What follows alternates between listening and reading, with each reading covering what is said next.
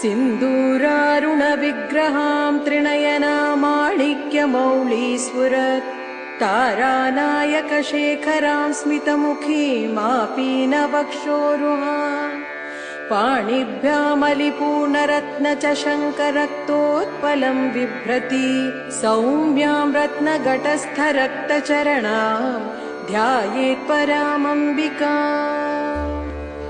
आं श्रीमाता श्रीमहाराज्ञी श्रीमत्सिंहासनेश्वरी चितग्निकुण्डसम्भूता देवकार्यसमुद्यता उद्यद्भानुसहस्राभा चतुर्बाहु समन्विता रागस्वरूपपाषाढ्या क्रोधाकारा कुशोज्ज्वला मनोरूपेक्षुकोदण्डा पञ्चतन्मात्रसायका निजारुणप्रभापूरमद्यद्ब्रह्माण्डमण्डला चम्पकाशोकपुन्नाग सौगन्धिक